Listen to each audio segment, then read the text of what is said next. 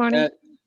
Good morning, Minister, ladies and gentlemen. My name is Tom Dunn. It's my pleasant duty to welcome you all to this seminar hosted by the Dublin Economics Workshop this morning.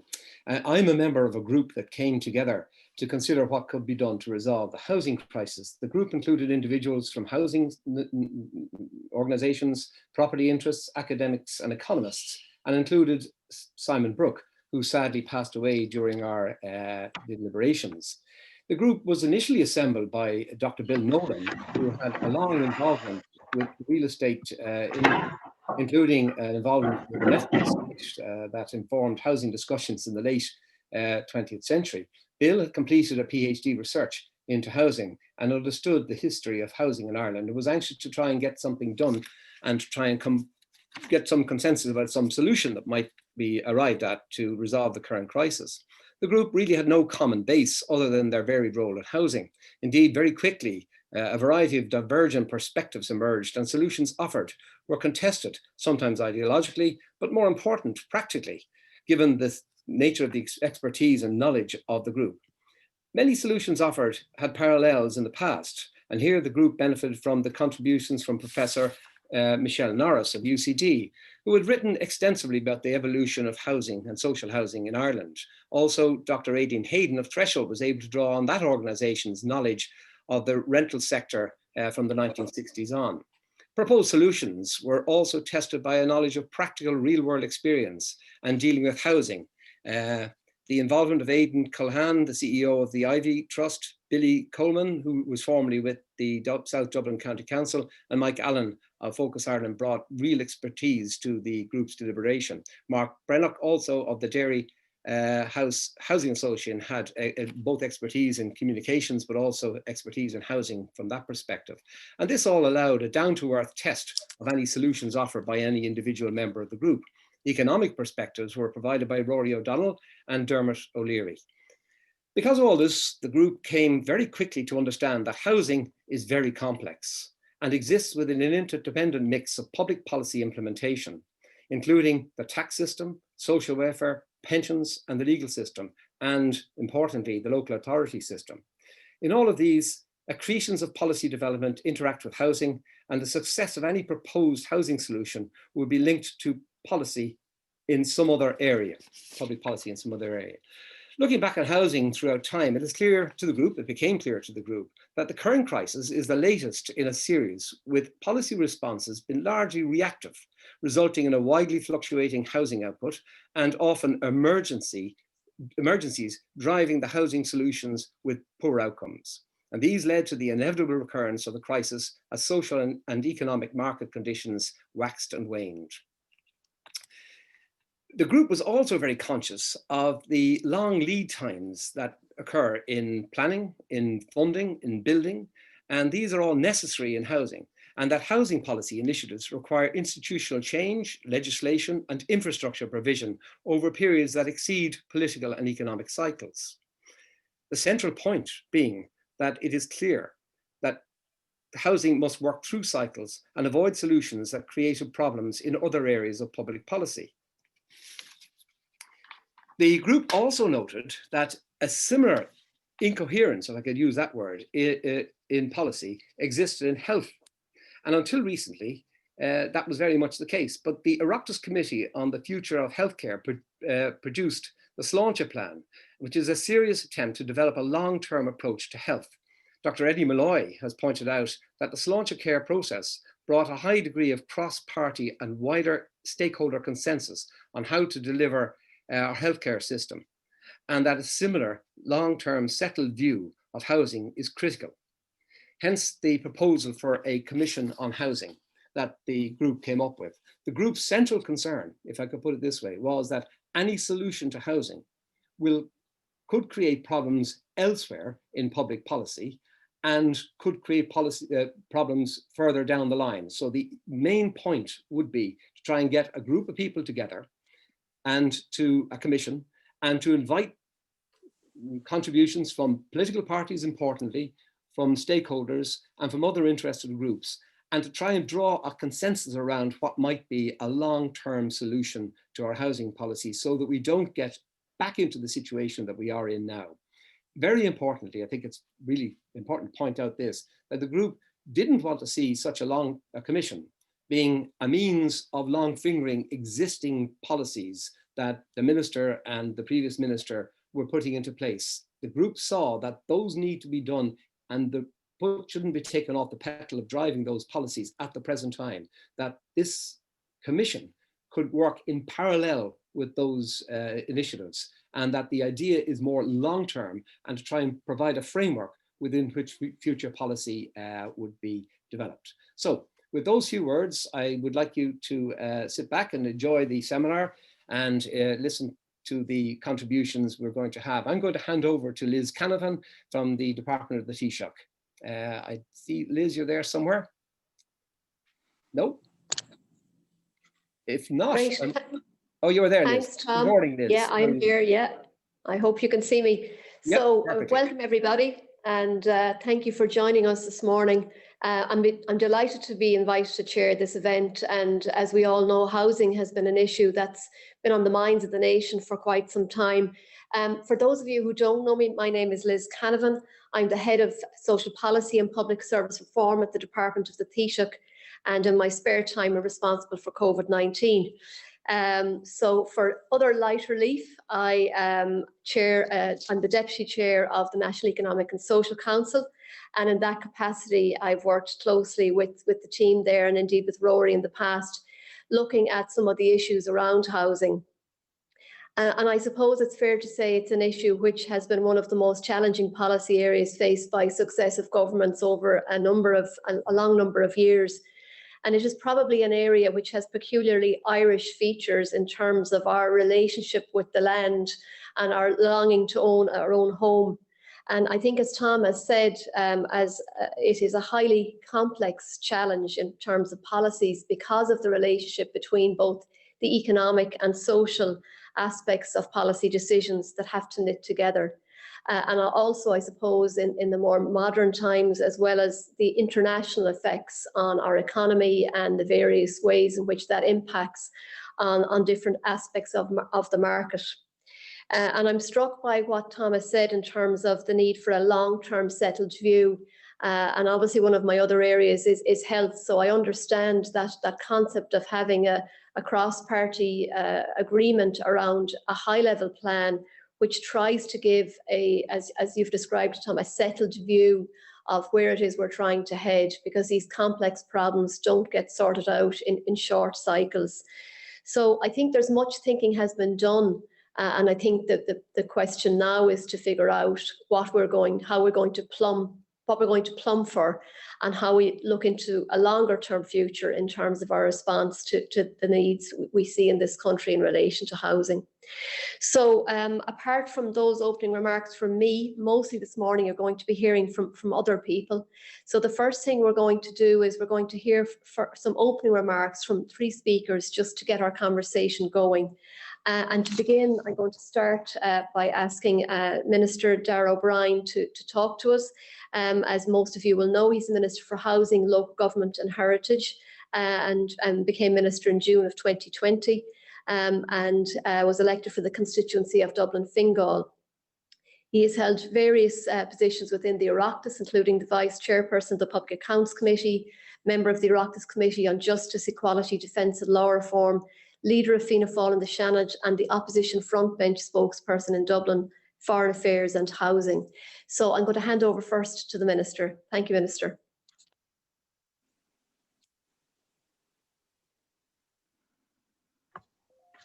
Gormagat, Liz, Steve Galera Wajan. Thanks very much, Liz, and good morning, ladies and gentlemen. And thanks to Liz for the introduction, and Tom indeed, and to Dermot for the invitation to address you this morning. I think this will be a very interesting morning, useful as well for me, and I want to fill you in on the progress that we're making in that regard. And I'm sure today we will have a robust discussion with our expert panelists, with Marissa and Rory, and indeed chaired by Liz, who has vast experience in this area also. You will be aware that the Programme for Government commits to the establishment of a Commission on Housing to examine issues such as tenure, standards, sustainability, quality of life issues in the provision of housing, including areas like costs, affordability, homelessness, very importantly as well. the COVID-19 pandemic, which we're all acutely conscious of at the moment, has really served to heighten the importance of place and quality of life and how best we can manage this. And all our communities are much more aware of the place in which they live, and indeed some of the deficits in our infrastructure as well, which we need to work on. Establishing a commission is one of a number of commitments in the programme for government to ensure that everybody has access to good quality housing, to purchase or rent at an affordable price, built to a high standard and located close to essential services, offering a high quality of life.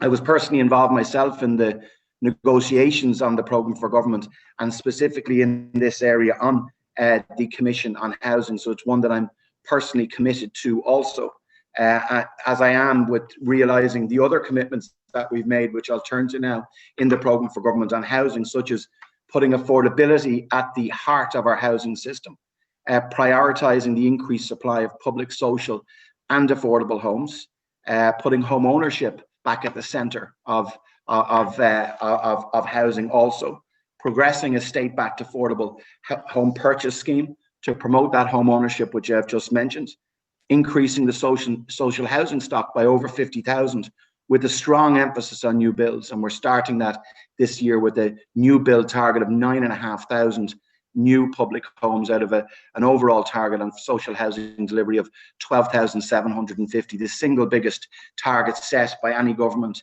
in the history of the state. We need to, just as importantly and as a priority, tackle homelessness. Thankfully, progress is being made in that area, and the trends are in the right direction, where we've seen a 20% decrease nearly in homelessness year on year, but still far too many people homeless, and that is a priority for me. Some of your participants here who are on the webinar assist me on a daily basis in that regard, ensuring that our local authorities are central to delivering housing, getting them back building, and that's what we're doing, working with the private sector to ensure there's an appropriate mix and type of housing provided nationally. And the private sector will be critically important in delivery of housing and housing solutions, and they cannot be ignored in that regard. Improving the supply and affordability of rental accommodation and security of tenure for renters. Again, another commitment which in the 6 short months that we're in place, we're making real progress on. And just to put it in context, we have a budget now for this year in my department of over 5 billion, 3.3 billion of which is for housing, and that will enable us to deliver the 12,750 public homes, to set our affordable housing scheme up with the bill passed Cabinet just before Christmas and is at final stages of being drafted.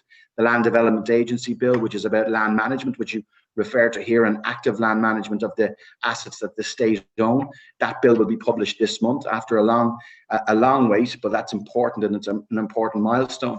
And looking at new tenures of housing like cost rental, which has been discussed for many years, but this year we're going to have 400 cost rental tenancies for people who are above the social housing limits and are working. That's a new tenure of housing. That's going to happen this year.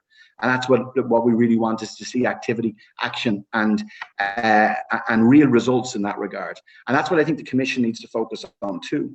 There are areas these areas that I've covered are areas that my department and I are focusing on, and will be subject to a fresh plan on housing that's replacing Rebuilding Ireland.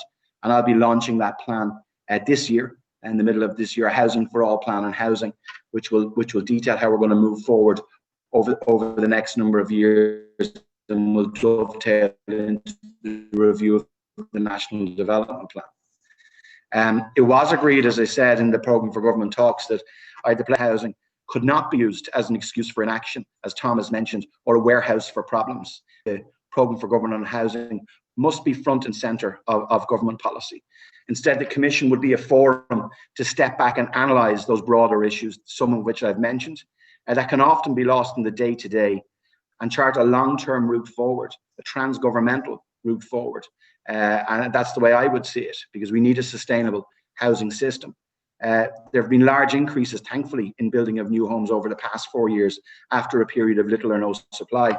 However, we still need to build more homes. A COVID-19 crisis does present challenges in maintaining growth, but we will work with the construction sector, and I am actively working with them to ensure the number of new builds continue to grow in the year ahead.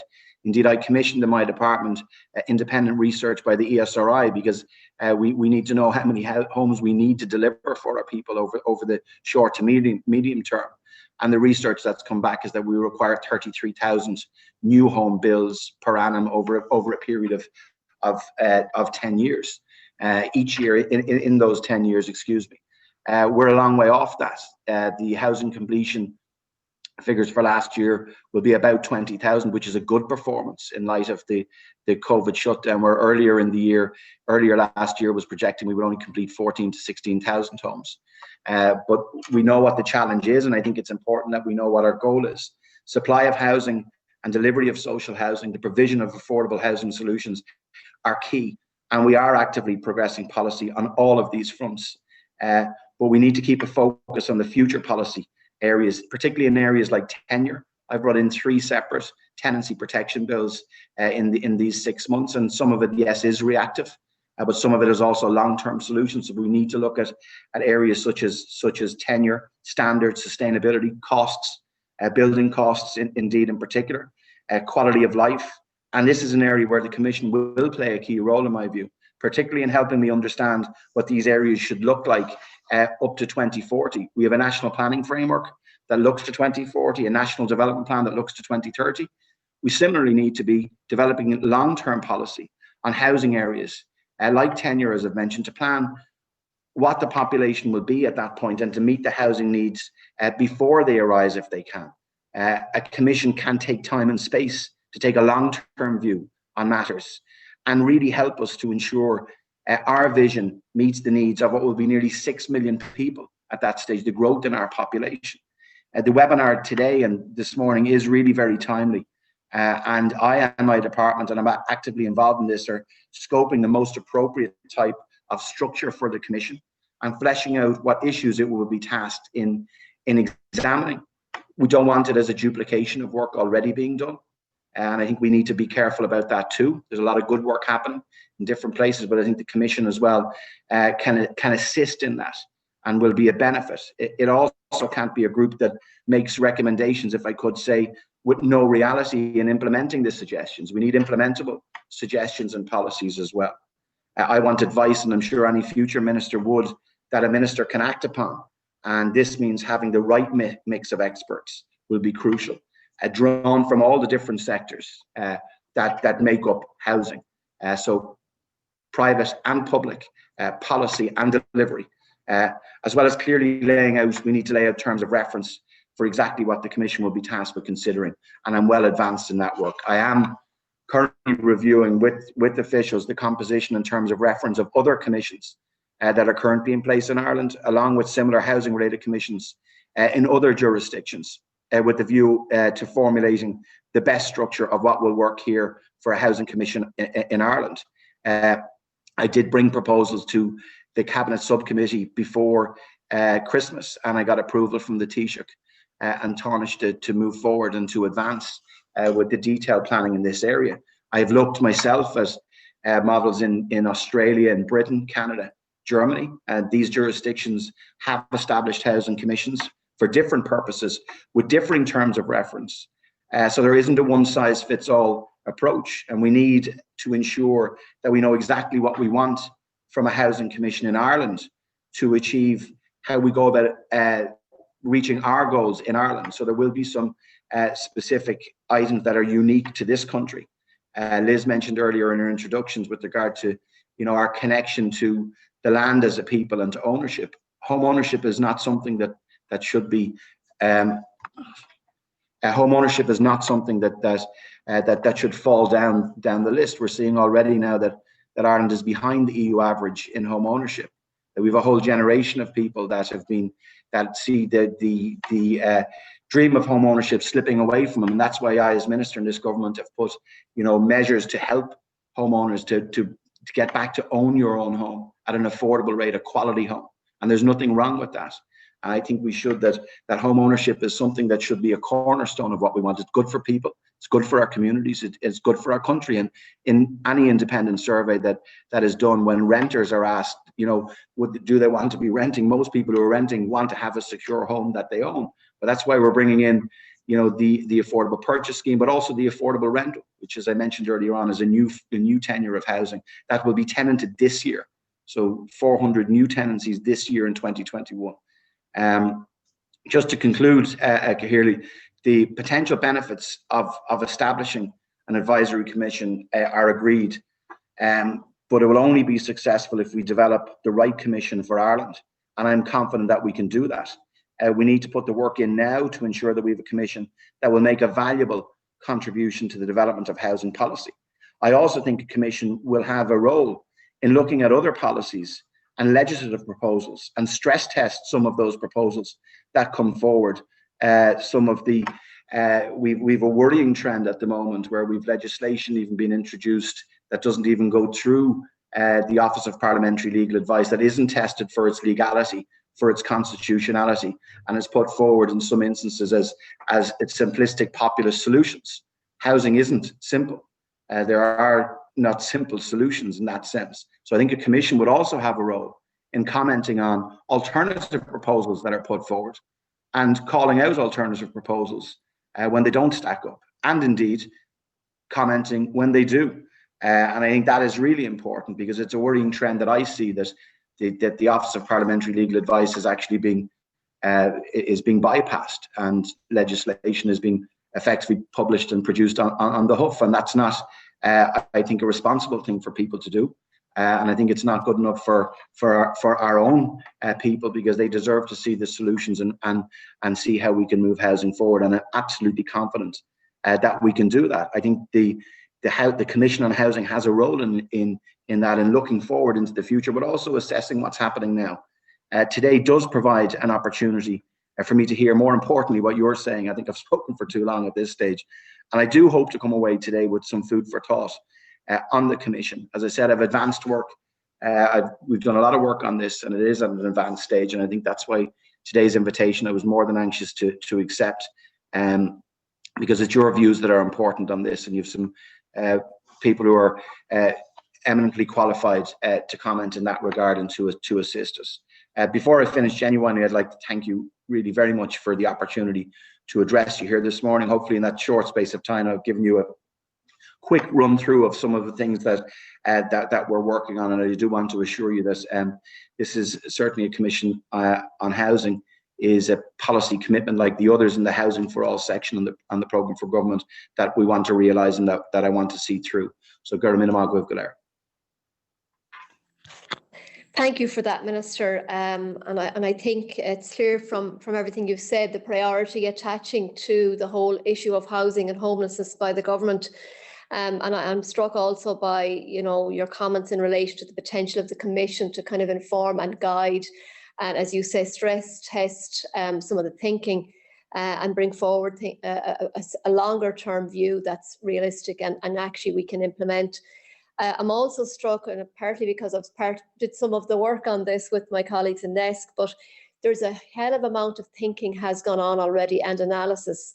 So I think it would be really, I was struck by your comments, we shouldn't duplicate and we should try and spring off from where we are, because there's no doubt there's a wealth of thinking already done on this, and we should try to not lose time by rehashing maybe some of what we've already worked our way through. I'm also struck, as I always am when people talk about COVID, given my particular role, and in this area, as in many others, we have done things we never thought we could do. So COVID has definitely thrown up lots of challenges for the system, but it also has brought forward some opportunities, and indeed some opportunities to reflect on what's important and what's a priority. So I think that's all very true, and you highlighted that as well. So I'm going to move now to Marissa Plouin, who is the lead analyst for the OECD's work on affordable housing and manages the OECD Affordable Housing Database in the Directorate for Employment, Labour and Social Affairs. And over her time with the OECD, she's worked with national, regional and city governments around housing and urban policies. And she has advised local and national governments in France and in the United States on housing affordability, sustainability and urban policy. So over to you, Marissa. Thank you. Thanks very much for the invitation. Can you hear me okay? Great. Yeah. All right. I'm going to share my screen if that works. I have some slides I wanted to share with you, here we go. If I manage to make it work. But very happy to be here this morning. And for some reason, let's see. I'm going to try this one more time. There we go. Okay, so hopefully now you can see the slides. There we are. Okay. So just thanks again for the invitation. Really happy to be here this morning with you. And let me just begin by saying too that at the OECD, I am one of many who are working on housing at the OECD. We have what we call in bureaucratic terms a horizontal project, which means that many different parts of the organization from kind of our own expertise are looking at housing issues. This is a very key topic among our countries, among our governments. And so what I'd like to do in the introductory remarks this morning is on the first hand, take a look a little bit at what some of the common challenges might be among OECD countries and how kind of Ireland fits into that picture. In some ways, I think Ireland may, in fact, share quite a few challenges with other OECD countries. In some cases, we see some more perhaps unique challenges for Ireland. And then in the second part today, I'd like to just turn a little bit towards the specific work of a potential housing commission that you've been discussing. I'm going to focus more on the substance of such a commission rather than the structure or the form, and try to share with you a few of the lessons from our work that we've had working with other countries to say what's been effective in helping countries really kind of move from this process towards implementation. So hopefully we can get through that this morning. So first, let me just start with a few of the common challenges that we see across the OECD. The minister mentioned it already. There we go. But one of the things, just in terms of tenure, is that Ireland is certainly a country that is dominated by homeowners, where you have 7 out of around 10 households who own their home. Here, so you have in the dark green, it's those who own their home outright. In lighter green, those who are still paying off a mortgage, and then in orange, rent in the private market, and in slightly lighter orange, rent in the subsidized market. So in Ireland's case, I think it's just under half of people who own their homes outright. And then around a quarter who are still paying off a mortgage. This is not too far off from the OECD average. You see a slight difference in terms of the shares of private rental market and subsidized rental market or social housing. So just to say, it's not too far from the average, but I think even despite this general trend of home ownership that we see in OECD countries, you do have some pretty important differences where you can see on the far left of the screen some of the Eastern European countries where you have extremely high rates of home ownership outright, and that's obviously due to kind of the history of the region where at the fall of communism, obviously a lot of the housing stock was privatized and sold at very low rates to the tenants, which has created additional problems today. And then you have at the far side of the screen on the on the left, on the right hand side of your screen, where you have countries where you have a larger share of renters. And in fact, Switzerland and Germany are the 2 countries where you have a very high a majority of renters in the OECD, the only 2 countries in that case. So a couple of the things I wanted to cover today in terms of the challenges that we see that are common. One of the first things is that we have seen evidence of rising house prices, especially but not only in the private rental sector over the past few decades. And this is accompanied by increasing household spending on housing. There's also pretty consistently across the OECD a need to maintain and upgrade the stock.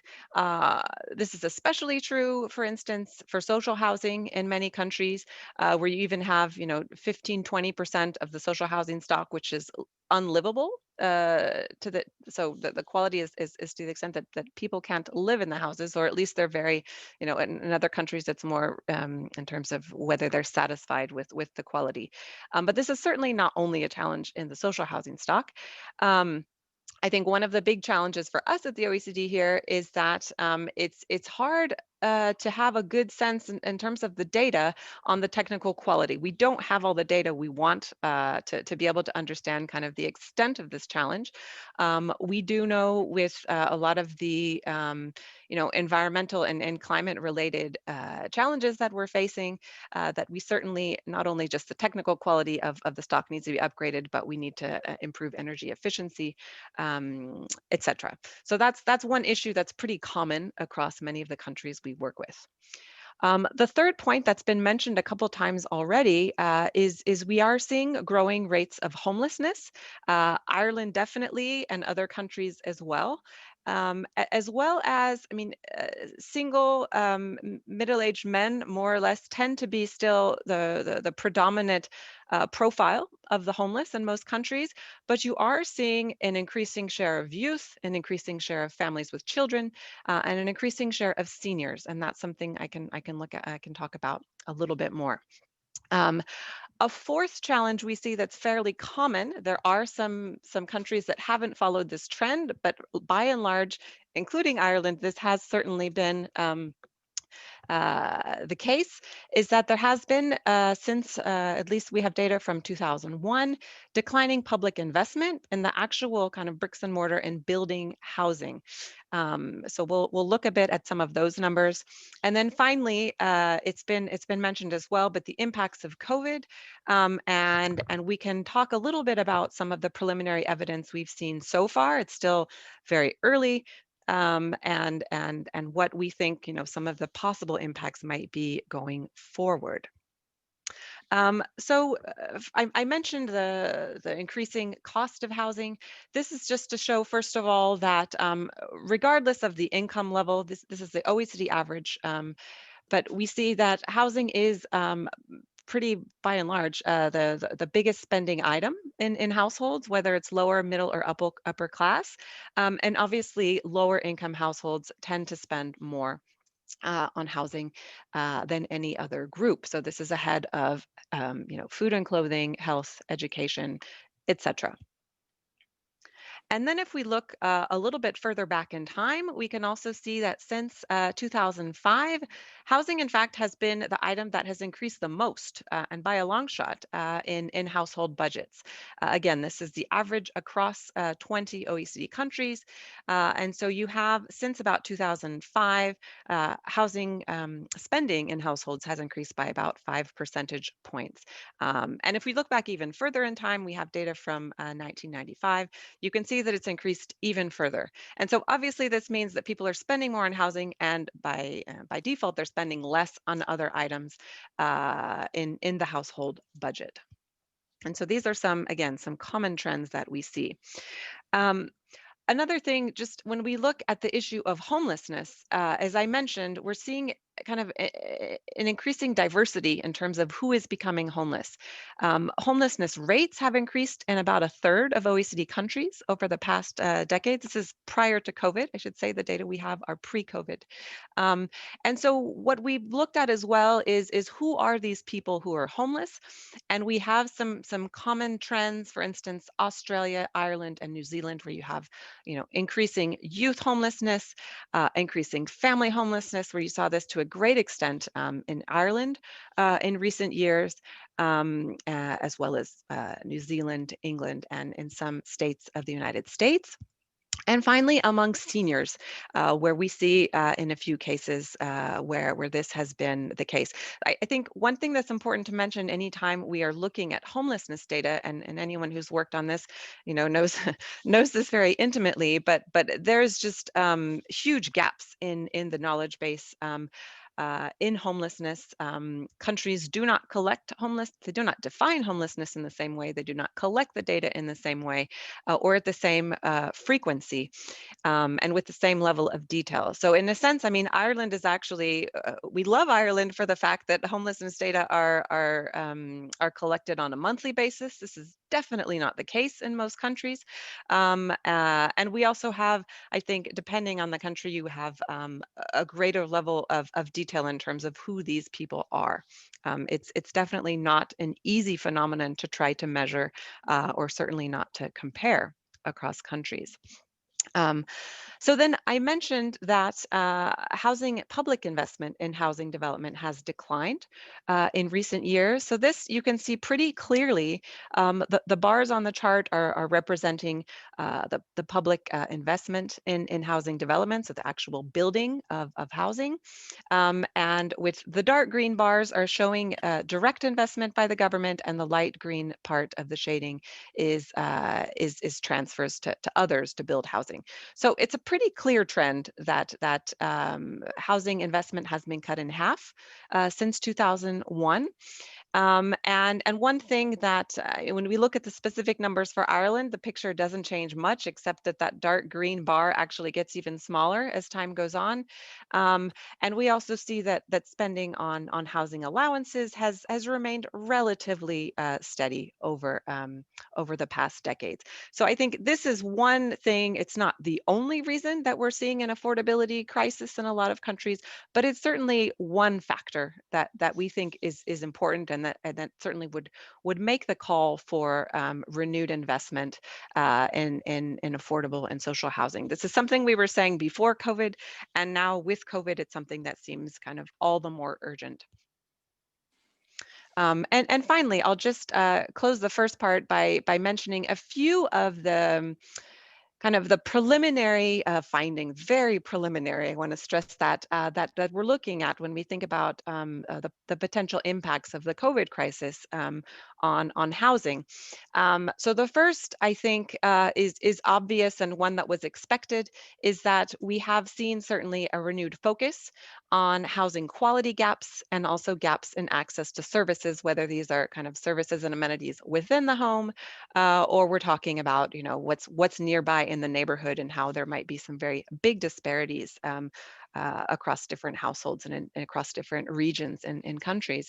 And one thing that we have seen evidence on in both France and in England is that there have been higher infection rates of COVID recorded among people who live in overcrowded conditions and high density environments. So this is certainly what was expected, I think, by experts last spring, and we have seen some evidence to bear this out in a few countries. The second point the second thing we're looking at that we're seeing is that certainly because of kind of the economic fallout related to COVID, we are seeing people who are facing even higher levels of housing insecurity. I think one thing we're stressing is that COVID did not create this housing crisis, but it's kind of, you know, exacerbated underlying trends, underlying challenges that already existed. So many people we know before COVID were already very vulnerable in the housing market, and this has only made it worse for some of them. And what we're seeing as well is again, depending on the country, depending on the context, but there are very different impacts, whether we're looking at homeowners or renters. In some countries, for instance, we have very detailed survey data that's come out from the United States, and seeing that it's very much renters in the private market that are a lot more vulnerable have been a lot more vulnerable over these past 10 months or so. Also very different, whether we're looking at different income quintiles, etc. And finally, the third point here, just to mention, is that one thing we've been tracking at the OECD since the COVID crisis began last spring is looking to see, okay, what are governments putting into place in response to COVID in terms of housing support? So what I'm going to do here is just, I won't make you read it all, but just to say this is what, these are the kinds of emergency support measures that we have seen, that we've been tracking in OECD countries. You have Ireland in green here. And just to say, you know, we've grouped these into support measures for tenants versus homeowners versus any type of household, regardless of tenure, as well as for the homeless. And I think what's clear is that the two most common types of emergency support by far have been eviction bans for tenants and kind of mortgage holidays, mortgage forbearance for homeowners. I think what's critical, obviously, moving forward is these were all pretty much intended as temporary and very much implemented in that spirit. We are certainly seeing countries that are having to extend some of these, that are trying to come back now and further target some of these support measures. And so what we're looking at is to try to see, what is the right time frame to phase some of these out. To what extent can we increase or improve the targeting so they're really reaching people who need them? But I think a bigger question is then again, to what extent this COVID crisis will lead to more structural changes and more structural reforms in housing policies. So I'm going to move to the second part, which is just to kind of share with you some of the experiences that we've had working with other countries on housing policy reform, to the extent that this could hopefully be helpful to the work in Ireland. And I would say the first, if I could summarize perhaps kind of three big areas where we think have been kind of essential in the work that we've done. The first is obviously relating to the evidence base. And so trying to look at the issue of affordability, to look at housing with as much data as we can get our hands on, to try to see, okay, what are the challenges? Who is facing, who is struggling? In what ways are they struggling? And so I'm going to kind of show you a little bit, I'm going to give you a few examples of what we've done there to help policymakers kind of get to maybe take a different view than something they had seen before. And I think one thing for us has, in some recent work we did with the government of Latvia, has been to really map out different types of households and saying, okay, who has access to different government supports and could afford, home ownership, and who cannot. And so let's see where maybe the current housing policy framework is falling short for some people, and what that might look like. The second thing, and I think it's something we say a lot and we see a lot in reports, but I think it's really critical in terms of, I mean, one thing is the substance of what a commission could do. The second is really the process, and something we found effective in what we do is certainly to be engaging with a broad range of stakeholders. This is something the minister has mentioned as well. Whether this is people in the private sector, in the public sector, and for us, what's really been instrumental in some recent work is really kind of working hand in hand with parliamentarians and keeping them kind of abreast of not every step of the way, but most of the steps of the way, keeping that engagement, keeping a dialogue open to say, look, this is what we're finding in terms of, our assessment. These are some of the things we think could be effective for what you're trying to do, for what your policy objectives are. And let's discuss some of those options so that when we get to our final report, we have something that everyone's kind of already aware of, have signed up for, and that makes that implementation process a bit smoother. And then finally, something I'll give you an example of something we've done where we have estimated some of the potential impacts and costs of reforms through some simulations that have, I think, been really helpful for the government to say, okay, if we did this, how much could that help people, and how much would that cost? And so that's something I can just briefly share with you. So this is what I was mentioning that we worked on with Latvia, was to take try to map out sort of their current housing policy framework, and to say, okay, who is benefiting from this and who maybe isn't. And so what you can see here, this is a very simplified version of the analysis that we did, but I think for today's purposes, this could at least get the message across, which is to say that when you look at kind of the lowest income households in orange, they are eligible, at least in the case of Latvia, for a housing benefit as well as social housing. So this is not to say that those are effective in what they do, but to say at least this share of around 20% of the population, those on the lowest incomes, are eligible for these types of supports.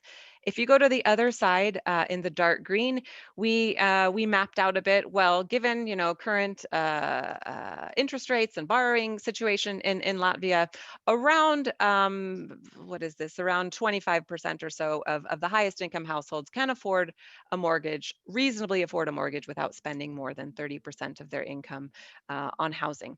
And there's some other supports that are available as well for those households. So what this leaves us with is around 44% of households who are too rich to qualify for social housing and housing benefits, and basically too poor or unable to reasonably afford a mortgage. So that's this group in the middle here that, and we're not saying that every household should get some sort of public support for housing, far from that. But I think in the case, at least from Latvia, the work that we did was telling us, okay, there is this group in the middle that's not really getting served. So what are their options? Well, in most countries, it would be, well, they can go look in the private rental market if they can't afford a mortgage and they can't get social housing. But what we saw in Latvia is that, well, there is barely any private rental market, so that's not really an option. So these households are really struggling. When we took it a step further to say, okay, who are these people? We looked at by income level, by household type, by tenure, by age. I won't go through the details, but just to say, I think this was really important to work with government officials and to show them it's actually, in most cases, not who you think it is, and not maybe who some of the current policies are aiming to help, which in many cases was large families. And so what we saw, in fact, that if you look at the household type, it's mostly single person households or single parent households, and they weren't being served at all by the current policies in place for housing. And so I think this is the type of analysis that ended up being really helpful in the sense that it didn't totally change the mind of the government to say, well, we're not going to support families anymore, but it was sort of a sense to say, well, actually, there's all these people that we hadn't realized really aren't getting served. So I think that was for us was something that was helpful in the process. And the second point I wanted to make, or the kind of the last point in terms of work that or an approach that was useful, is once we had kind of done our analysis and put forward some recommendations in terms of what we thought could be some good strategies, one of the things we were asked to do is say, okay, well, let's measure, or let's simulate, I should say, what some of the impacts and costs of some of these reforms might be. So on the one hand, we wanted to know who would be benefiting from these and by how much. And then second, about what kind of budgetary impact would this have? And so what we were able to do, we looked at both kind of some reforms to the housing benefit scheme and as well as some of the possible financial support schemes that we had proposed. And we're trying to map out, okay, which, who could benefit from this? And just to say that we were able to kind of show them that, well, this type of, reform to the housing benefit scheme could most meaningfully increase both the coverage of what of your benefit as well as the generosity. And this is the type of cost you could possibly expect. So it's not a perfect science. These are simulations, but at least it gave us a chance to sort of take that one step further and help, at least I think, prepare the implementation process that we're now going to embark upon with the country, with the government of Latvia, to say, okay, these are some of the things that we all kind of agreed on over the course of the project, and that we think can be, implementable in a next phase. So I have links. I assume the PowerPoints will be shared with you, and I can. I'm happy to do that if not. But so here's some links to some of our recent work that we've done on these issues, where we try to take a bit of a cross-cutting view on homelessness, social housing, and affordable housing.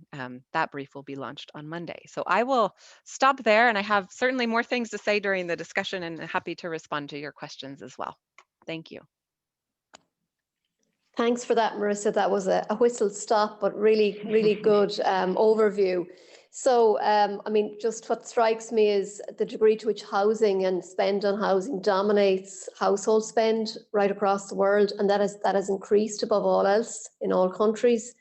I think your point about the changing nature of homelessness and that's potentially increasing diversity is also worth thinking about.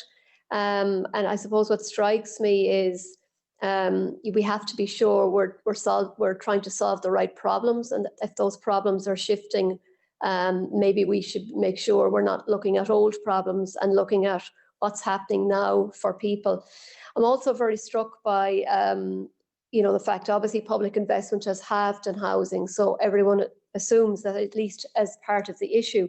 But from what you're saying there, we need to have be careful about maybe a fixed view on solutions, and maybe it's much more a mixed range of interconnected reforms rather than just falling back on more simplistic solutions in the past. In terms of COVID, again, I'm struck. I think we've done a lot of things, certainly in this country, which have been very positive, some of which we'd love to hold on to, but we have done them under the cover of a pandemic and the public good.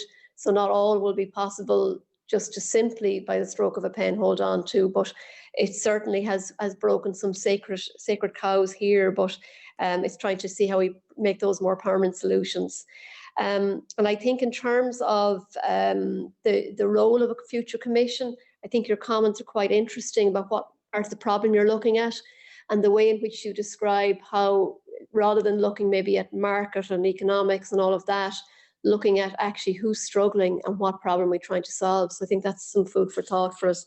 So I'm going to hand over to Rory O'Donnell, former colleague of mine. So Rory has worked as an economist and as director of the National Economic and Social Council, and he has led the drafting and process towards a number of council agreement on 7 reports on housing policy and land management.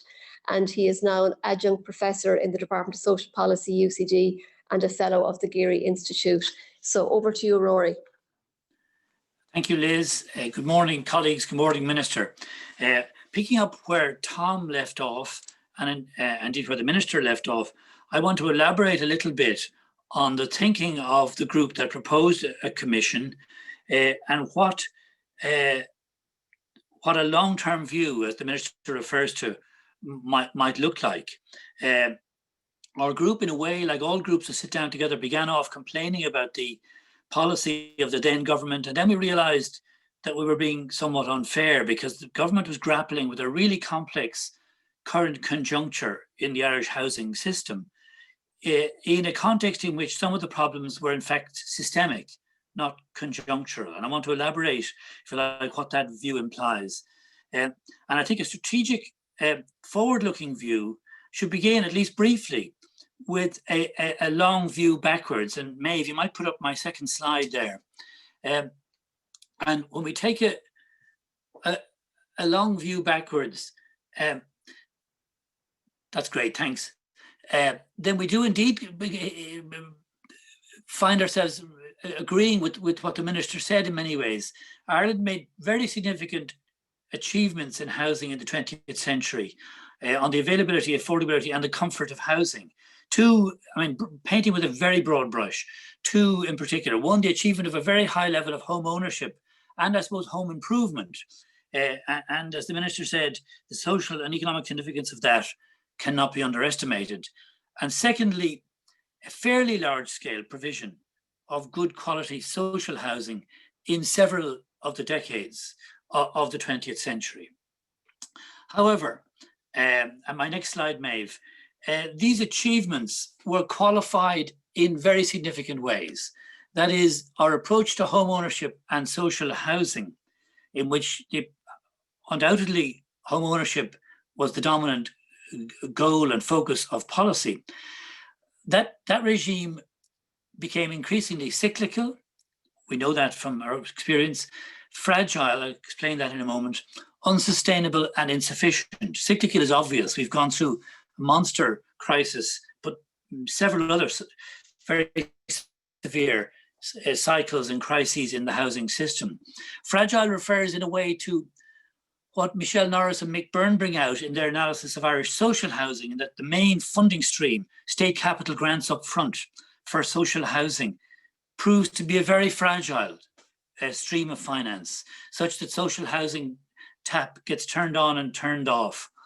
Unsustainable is obvious in the extent to which we've had urban sprawl as a way of achieving housing, and insufficient in the sense that the focus on home ownership primarily, with social housing as a residual, has increasingly had to extend beyond that to huge increasing reliance on the private rented sector.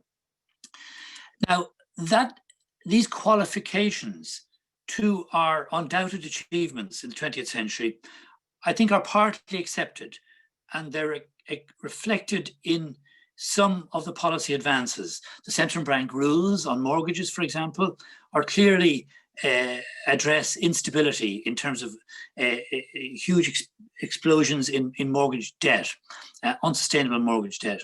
There's been a significant increase in public investment in the last couple of years, reflecting where we got to.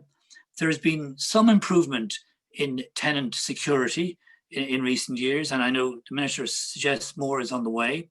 The establishment of the Land Development Agency reflects an awareness of the degree to which land and the land market dominates the Irish housing system, and itself is a huge factor creating instability and the cyclical dimension, as well as undermining affordability.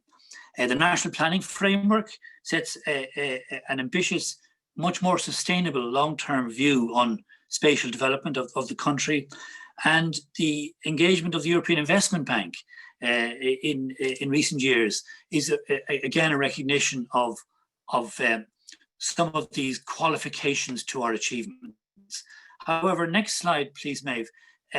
However, what's perhaps less fully recognised and relevant, I think, to thinking about a commission is that the conditions underlying our past approach to home ownership, social housing and rental have changed fundamentally. And let me elaborate in my next slide, Maeve, on some of those. I'll be very brief because you could talk for hours about these, but I'm including here changes from the 1980s onwards and changes in response to the difficulties which then arose in the crisis, etc.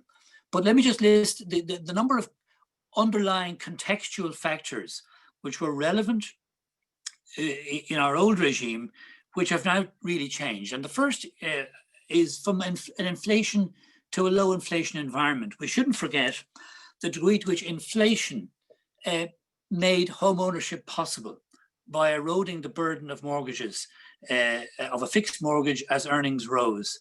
And that was a huge factor. And the new permanent low inflation environment is fundamentally different.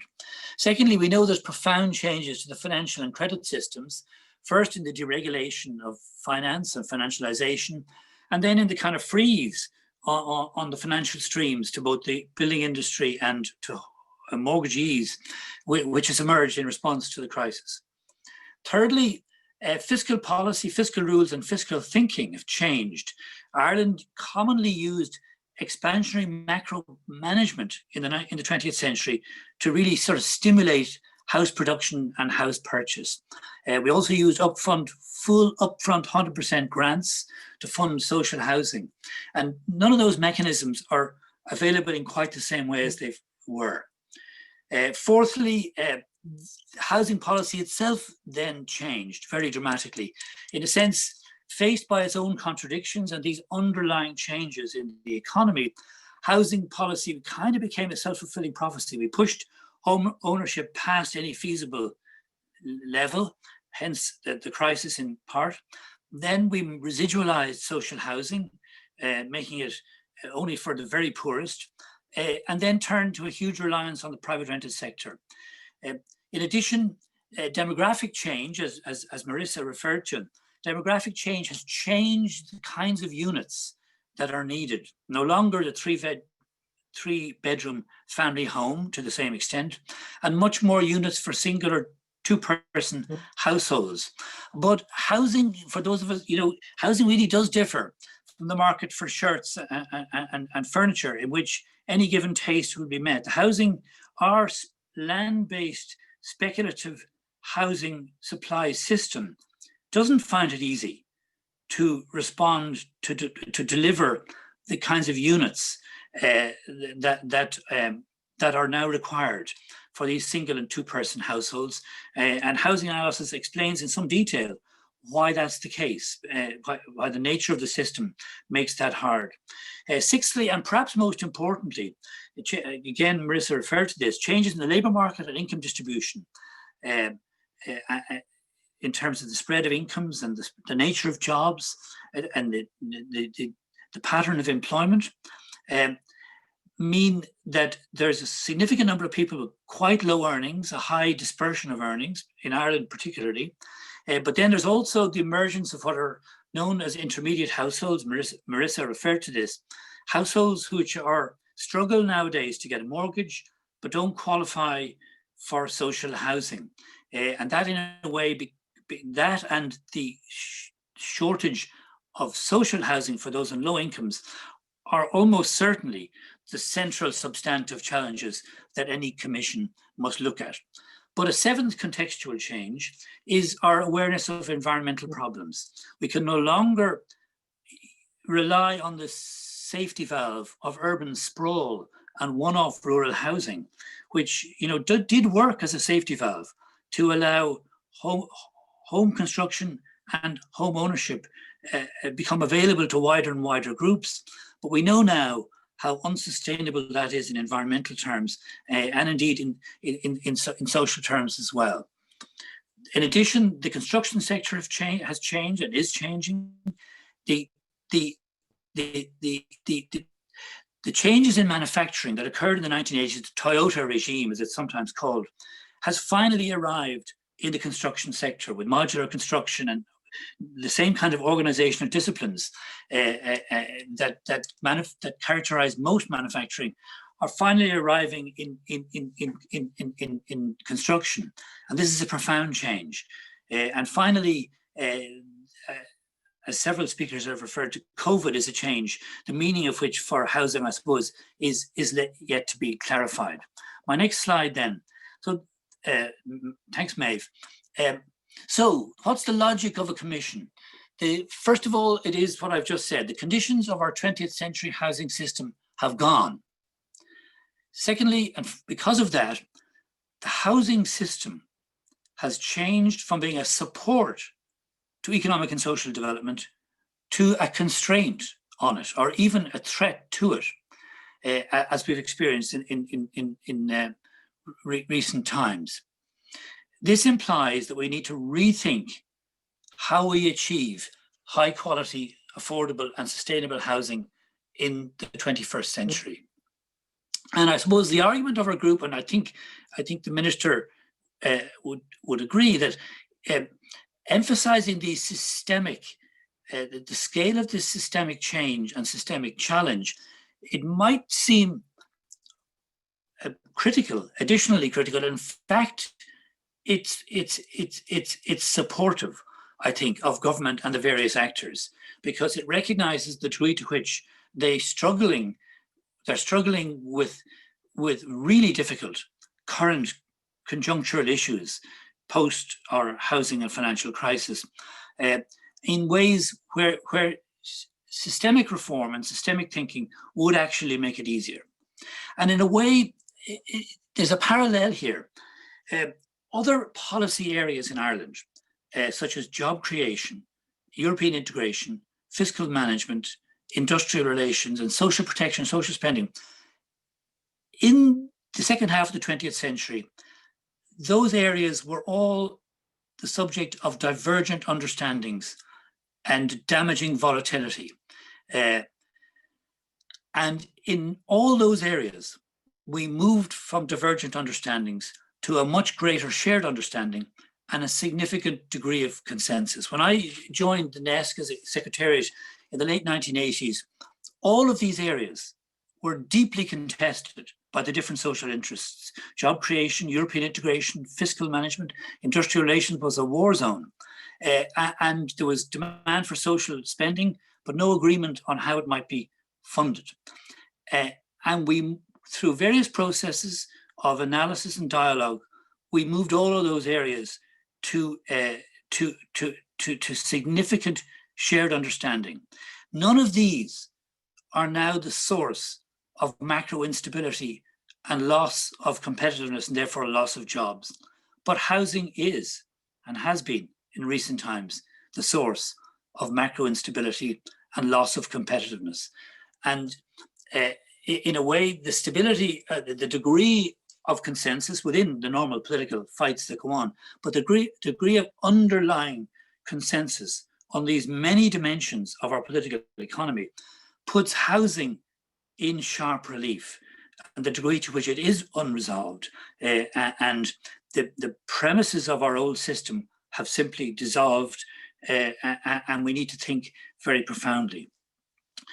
And indeed, as Tom emphasized at the very outset, housing, perhaps more than any sector, needs a settled and effective long-term direction across the electoral and the economic cycle, because of the long lead times in planning housing and legislation, in infrastructure, in provision of patient capital, in construction and public services.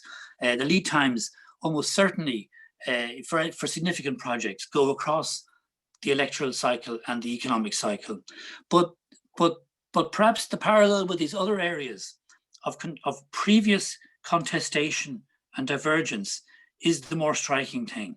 And in a way, the Commission, I think, is one step in a process to trying to achieve in housing that kind of, at least broad parameters of shared understanding that we have achieved in numerous other areas. So let me move then to some ideas on the Commission on housing. Next, thank you, Maeve. So the aim, I think, as has been articulated by others, is to achieve a shared, coherent vision with enabling recommendations. The focus, substantive focus, in terms of goals, I think has to be affordability, obviously, and speakers before me have mentioned this very strongly.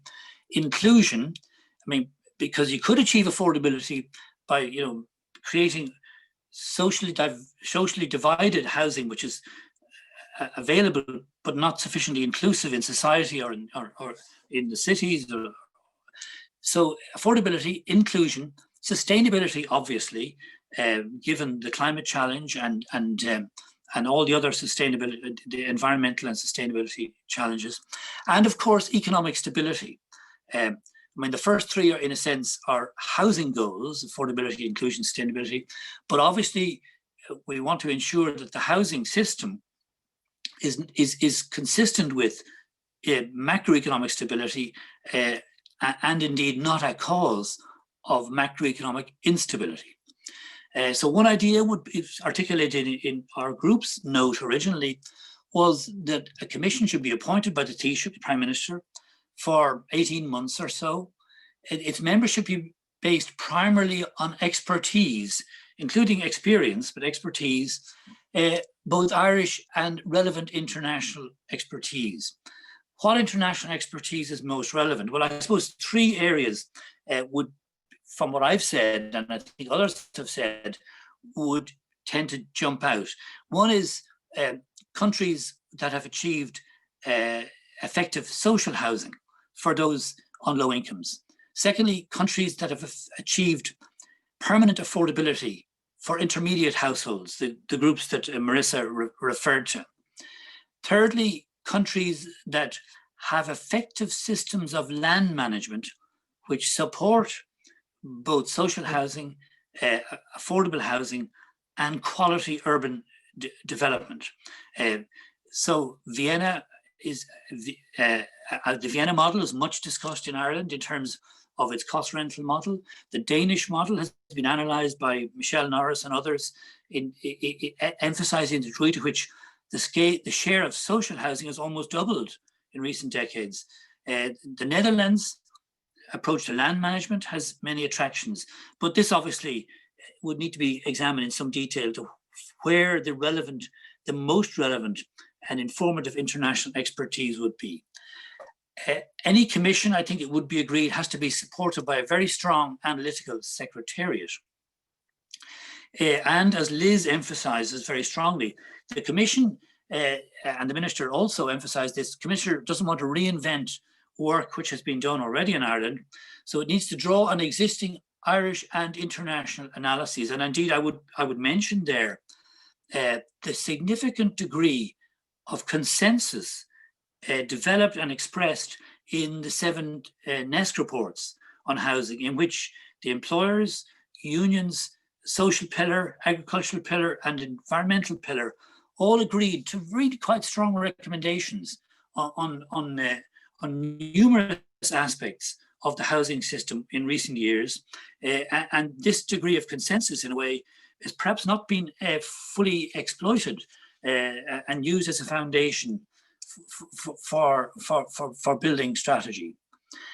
So the Commission, I think, would combine analysis, deliberation, and consultation. And I mentioned that in that order deliberately. It's important to be clear, housing is a complex problem. It's not a wicked problem. I mean, it's not a problem, one of those wicked problems where the definition of the problem dissolves in your hand as you try to solve it, and several people can come at the problem from completely different directions. This does not describe housing. It's highly complex, but it's not essentially a wicked problem. And so we do need the combination of analysis, deliberation, and consultation. The Commission needs to propose a feasible long-term tenure pattern. I think the Minister sort of hinted at that. And given that we had a tenure pattern, the foundations of which seems to have gone, that's not to say that home ownership won't figure, but we have to rethink entirely how it might be achieved if that's what we want. So it must propose feasible long-term pattern of tenure plus models of provision. It must also look at land and land management, both as a support for affordability, for urban development, and as a counter-cyclical measure, as is achieved, for example, in Vienna.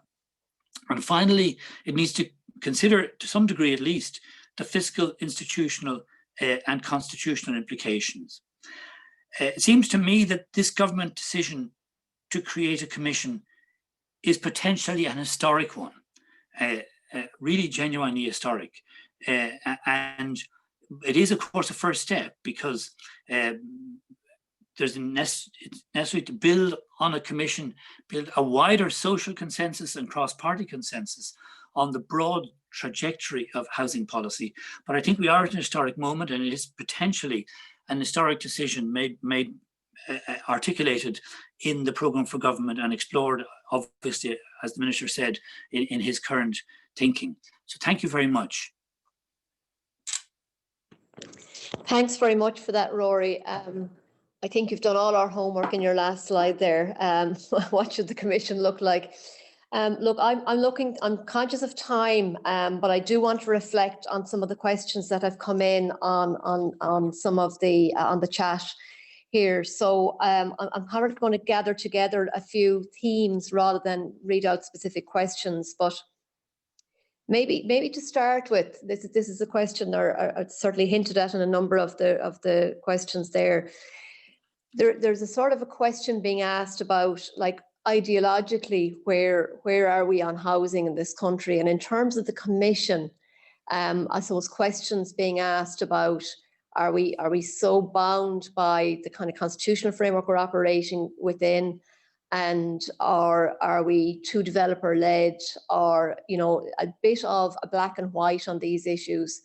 And can the Commission help us to come to terms with some of that, those ideological kind of underpinnings, because they are in some ways at the heart of some of the issues we've had in the past. So I don't know who'd like to take that one.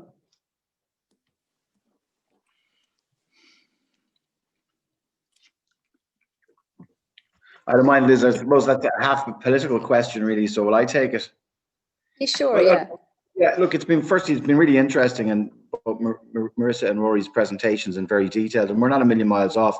I was struck by what Rory says about political consensus. I think that's going to be the biggest challenge, to be honest with you. And if we just, like, housing and the area of housing, because it is very challenging, has become politically charged. And that's why I referenced earlier on, you know, when alternatives are put forward, I think they deserve as much scrutiny as government policy, because, you know, you cannot have a situation like people out there, and I'm glad that there's been a big focus on what people are calling the intermediate, you know, sector within housing. They're basically the people who are renting and can't afford to buy. I think so political consensus on certain elements of it, and I've worked on joint Oireachtas committees, does happen in the background, but housing becomes a big political football. So let's be straight about that too. So that's not going to be easy to achieve. I think whilst the commission is up and running, a government needs to do its job, and we need to do our job. So the ideological position with regard to housing is outlined in the programme for government in one sense, and that very much covers the public and private piece. Like, I believe in public housing and in delivering good public housing, and that's why our target this year, as I said earlier on, will be just short of 13,000 new public homes. Now, we need to do more.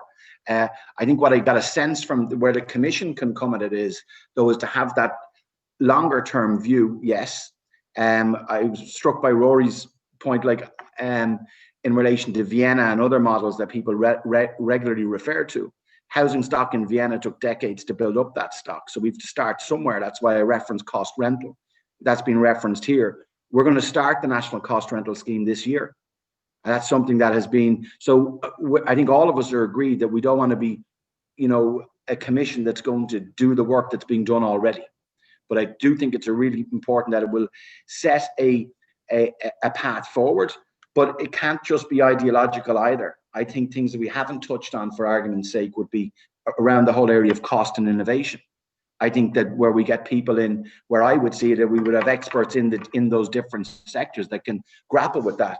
And to conclude, I think, yeah, there shouldn't be any sacred cows, Liz, either. Like that's where I think a commission can really operate well, is to say, okay, are there issues constitutionally that need to be addressed once and for all? The famous Bacon report, all of those type of things that that are regularly referred to. But we have to be conscious when we're doing that we have to keep working on increasing our stock, improving our lot for our people by providing them secure housing to rent and buy at an affordable rate. And we can do that, and we're going to do that this year. But I just think there's the commission, like things like right to housing, which is also in the reference in the programme for government, something the Mercy Law Centre done a lot of work on, and others, and we've looked at other jurisdictions. There's lots of good analysis and good work done already. I think that if the commission can assist in bringing about some political consensus, well, then yes, great. And I think we've got to be more honest with ourselves in the political debate as to what's achievable, to what's legal, what's constitutional. We're not just going to be able to turn a tap on that provides public housing for everyone. That's not going to happen overnight, but people want to see improvements now. And that's what we've got to balance, what we need to do now versus how we need to plan going forward. And that's where Rory's presentation and Marissa's is very interesting. One of the things, just very quickly, that I certainly picked up on that when we looked at home ownership, that an investment in housing, firstly, when I was looking back at figures, in 2016, the state was investing just over 430 million. That's it in public housing. This year, it'll be 2.1 billion.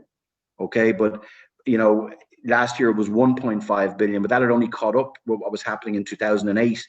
So there's a decade there of catch up, and that's the challenge. So that's probably a long-winded way of not answering your question there, Liz. So, but I just thought I'd cover a couple of points. Yeah, well, look, it's. I mean, it was a bit of the elephant in the room, so it's worth getting out. Another question's come up, and I'm mindful of time now, so I'm going to say two things. Maybe put two questions, maybe to Rory and Marissa. One issue that's a few questions have raised is what kind of housing and what kind of home ownership. And I suppose I was also struck by some of the work we did in NESC, but also Marissa's presentation. We have a bit of a fixation in this country with, the semi-D and the 3-bedroom and all of that. But is that what we need to be looking for everybody? And is there a different kind of home ownership? And has secure rental, is that something the Commission should also see as part of how we respond to what people want, which is security of tenure? So Rory and Marissa, I don't know if you've any thoughts on whether the Commission should also broaden into that space as being part of the system. Yes, thank you very much, Liz. No, I think those questions are absolutely germane to the Commission, I mean, home ownership undoubtedly has very significant advantages, but many of those advantages exist particularly because the contrast is between home ownership and an insecure rental sector with low security of tenure, and particularly in which someone approaching retirement would face a halving of their income, but possibly increase in their housing costs. And that contrast between home ownership, the progress toward a paid-off mortgage, and that kind of rental regime goes a very long way, further than culture, I would suggest, in explaining why there's such a strong preference for home ownership. So the question of home ownership, or some spectrum of ownership, because secure tenure in some ways is a kind of property right, if you think about it. Those issues are absolutely germane, and in a way, a lot of the question was back to how would we achieve security, permanent affordability for different groups. And I think there's no question, but we have to take seriously the demographic change, that is the change in the size of family units, and provide housing that's appropriate for the people we will have. Thanks, Rory. And then I'm just going to do one final one, because as I say, we're well over time at this stage. But maybe, Marissa, you could maybe give your view on this. I mean, it seems clear from the conversation that there's a whole system. We have to look at a whole system rather than trying to solve specific problems. So there's a whole system piece to that. But just listening to what Rory in his presentation gave, a kind of the look back, it seems to me we need to look back to see what worked, I suppose, and what didn't, but also why, and then look forward to what are the opportunities and challenges, demographics, climate, technological advances. So is part of the role of the Commission potentially to look at those risks and opportunities and to try to de-risk our policies to the greatest extent possible? Because what we've seen is, where we invested well, the foundations, excuse the pun, weren't solid, and they were very, very much prone to the changing conditions. So is part of the role of the Commission potentially to look at de-risking policy choices? Thanks. And I'll try to answer, respond to that, and then a couple other reflections on a few of the questions you've asked moments ago. I think, I don't know if I would say de-risk, but at least try to reduce the risk. And I think maybe a different word than risk could be the trade-offs. I think one of the things we look at a lot at the OECD is that it's very hard to find a perfect housing policy that's not going to, do something we want and then also do some other things we don't want. And I think, this comes up when we're looking at support for home ownership, where it can help in some cases, subsidies to prospective homeowners that can help people access housing or access home ownership, but it can also lead to other things that we don't want. Or even, a very hot topic in many OECD countries is around rent control measures and trying to limit the amount of the increase of rental prices. And I think this goes back a little bit to something that the minister was saying, is that there are issues that need to be dealt with now. Something like rent control can come up. It's very politically fraught. It's something that can help renters today, but it does possibly have costs tomorrow. And so it's not to say that we shouldn't do things like that. I think it's to say that we need to have a pretty good sense of these are some potential costs that could come up either today or tomorrow or whatnot. But I think you need to have that picture in mind. But before, I think very few things are without costs and trade-offs. And so that would be one thing I would say. Another, just kind of on this issue of home ownership comes up quite a lot in the discussion, and certainly not only in Ireland. I can't tell you how many countries we've worked with where the first thing they say is, oh, home ownership, it's cultural here. It's very different than other countries. So many countries have told us that. And I think that is true to an extent, that there is a very, there is a very important cultural dimension to owning your own home and the dream and all of this. But I mean, there's quite a lot of policy support that has gone into reinforcing that over time.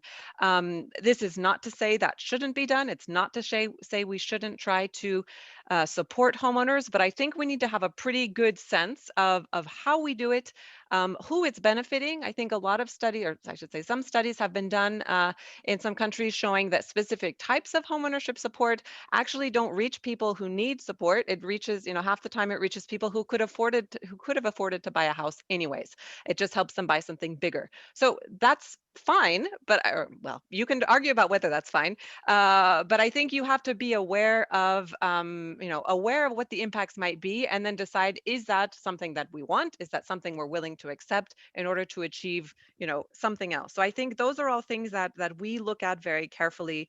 And just one final point, it's actually not really on any of these questions, but the minister mentioned something around, involving, if I'm understanding correctly, involving developers in the process. And I think that's a really key issue. One thing that they did in Germany was to develop, I don't know the name in German, but the idea was a cost-cutting commission where they had, representatives from all, from the private sector, from the public sector, and they really went through. They did a very thorough look at all the different regulatory requirements, and from the perspective of local governments, from developers, from lots of different folks, and to see, okay, they came up with 70 recommendations across all different, for developers, for local governments, etc., for how they could work at reducing the cost of construction. So that could be something that, not that you want to develop a specific commission on that, but at least that approach, I think, has been really interesting to a lot of other countries to say, look, this has been done, and they have identified, in fact, lots of ways where we could reduce some costs. The final thing I would say is really just that I think, yes, every country is different. Yes, housing is, has a very specific cultural and historical context in every country, but that there is a lot we can learn from our neighbors, whether that's around homelessness, whether that's around affordable housing. I think there is quite a lot that, not everything is immediately transferable, but there are quite a few things that I think are valuable that we can draw from. So thanks. Thanks very much for that, Marissa. And I'm sorry we haven't more time, because this could certainly go on for another hour at the very minimum. So look, I just want to thank everybody. In terms of the question we were trying to answer today, what should the Commission look like and what should its goals be? I'm not sure how much further along, although I think we've got certainly some food for thought on that.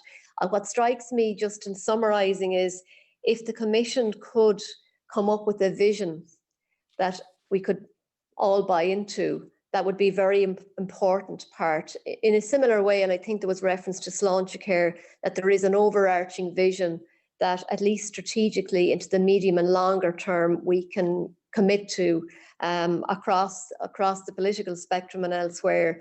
That gives us a fair chance at least to begin to put the pieces in place that will take longer to achieve what we're trying to achieve. I think the other thing the Commission can do, if it's properly constructed, is help reflect the complexity of the challenge, and maybe allow some of those ideological questions to be brought out into the open, but also put to one side, and really get to the heart of what it is we're trying to achieve, and a focus on what are the problems we're trying to solve, both in terms of the immediate, I suppose, zeitgeist problem, but also looking into the future to get at that issue of the longer term potential fragility of our policy system. I think the other thing the Commission can do in ways that can be harder for government is be really clear on the trade-offs. There are no perfect solutions. So really, I suppose, setting out very clearly what the trade-offs are, and the fact that some solutions cause other problems, I think is really, really important.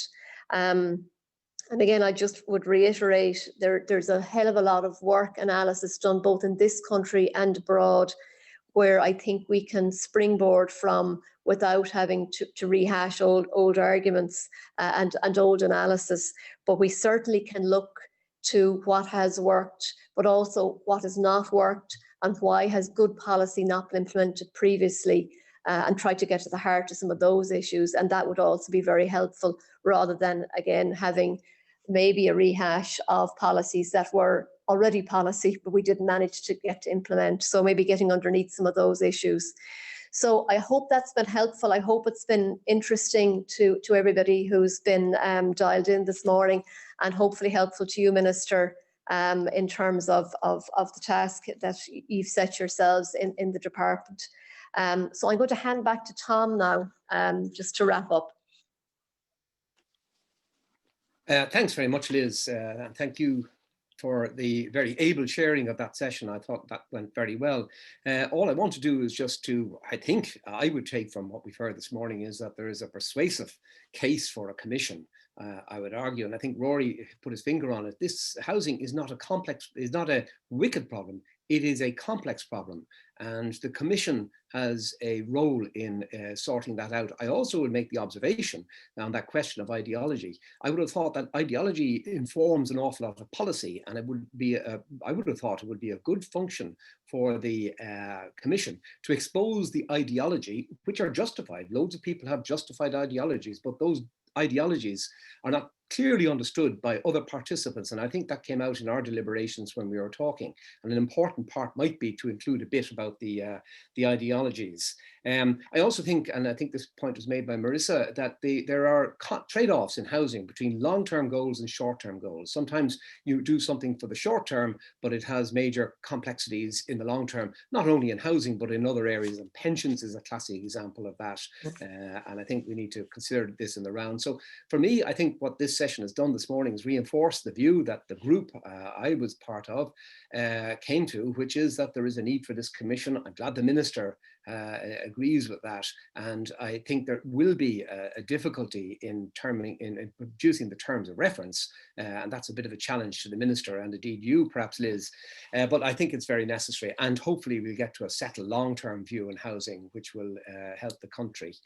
So I would just like to thank, on behalf of the group, the Dublin Economics Workshop and Dermot O'Leary for hosting this and for arranging all this. Maeve McGrath is behind the scenes there organising all this, so thanks very much, Maeve. And of course, can I thank the speakers? Can I thank Liz, Rory, the Minister, and Marissa for their contributions and their stimulating and interesting contributions? And can I thank the audience for logging in? And indeed, I think it was 40 questions that were asked, which I will certainly look at and think about absolutely. So audience participation in that way leaves a legacy, which I certainly think a lot of the group will look at. So thanks very much. And I think with that, we'll just close the session now. And thank you very much again. Okay, au revoir.